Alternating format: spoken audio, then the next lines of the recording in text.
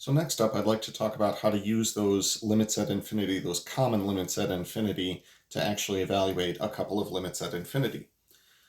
Now, when it comes to limits at infinity, the direct substitution property isn't really a thing that you can use here because we can't really plug in infinity to situations like this. So I guess the question becomes, if I were to plug in infinity, this would look like 4 times infinity squared minus 8 times infinity plus 3. Well, what does that even mean? How about 2 times infinity squared minus 5 times infinity minus 7? Well, again, that's not really anything that we can deal with. So if the direct substitution property existed, then this would probably be considered infinity divided by infinity. Unfortunately, that's a contradiction of terms and also known as an indeterminate form. Now, when it came to the rational functions, we were able to determine a lot more information if things were being divided by x rather than multiplied by x. This is 4 times x squared. This is 2 times x squared. So what we're going to do in response is identify the largest power of x in the denominator. The reason that we're looking for the largest power of x in the denominator is I intend to divide top and bottom of the big fraction by whatever that power of x is. Now, the explanation for why I'm doing that is a lot easier to explain after I distribute this through. So I am going to be distributing this division by x squared to every term in the numerator and every term in the denominator. So we're going to see 4x squared divided by x squared minus 8x over x squared plus 3 over x squared. In the denominator, we'll see 2x squared over x squared minus 5x over x squared minus 7 divided by x squared.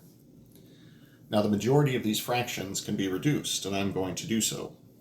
Still writing the limit as x goes to infinity at each step though. So in my numerator, 4x squared divided by x squared, the x squareds will cancel each other out. 8x divided by x squared will reduce to 8 over x. And 3 over x squared really can't be reduced, so we'll just leave it as is. In the denominator, we'll see something similar, 2 minus 5 over x minus 7 over x squared. Now, the reason that we were going for the largest power of x in the denominator is that it guarantees that now, as I take the limit as x goes to infinity, the denominator will no longer be 0 and it'll no longer be infinity. It'll just be whatever the coefficient of the highest power was. So now, if we were to apply the direct substitution property, as it were, and allow x to go to infinity, this would be 4 minus 8 times something that's going to go to 0.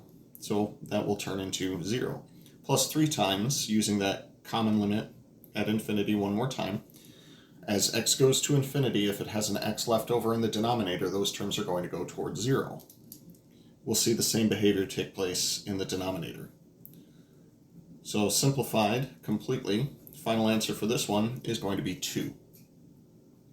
Now there was something from back in pre-calculus that stated that if you had a rational function like this one, then the way that you would figure out what the horizontal asymptote is take the largest power that appears in both the numerator and denominator, provided that they are the same power, and simply divide their coefficients. 4 divided by 2 would give us this 4 over 2.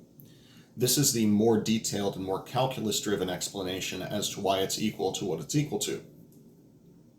Now, if we were to apply a similar logic to the second problem that you see here, the limit as x approaches infinity of 6x plus 4 over the square root of 4x squared plus 1, well, we'd be going for the largest power that we see in the denominator.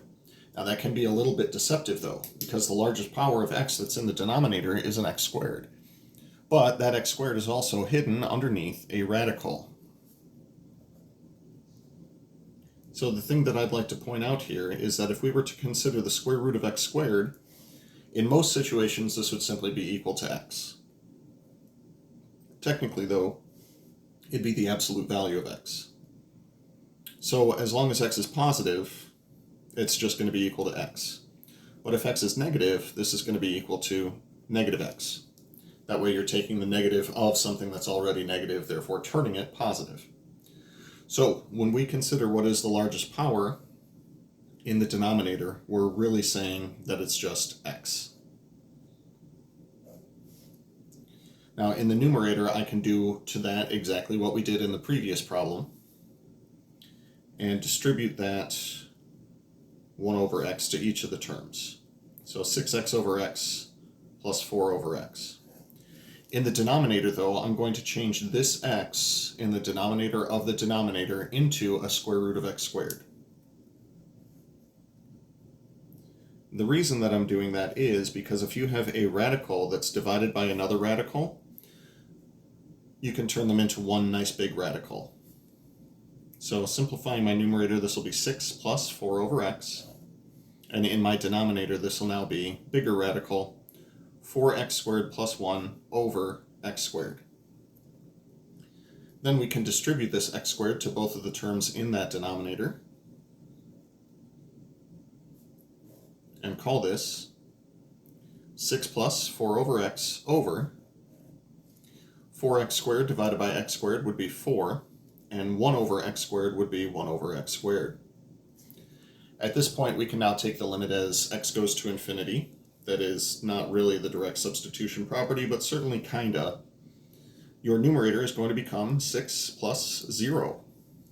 Your denominator is going to become the square root of 4 plus 1 over a power of x. That'll go to 0 as well. So 6 divided by the square root of 4. Square root of 4 simplifies to 2. And for a final answer on this one, we get 3.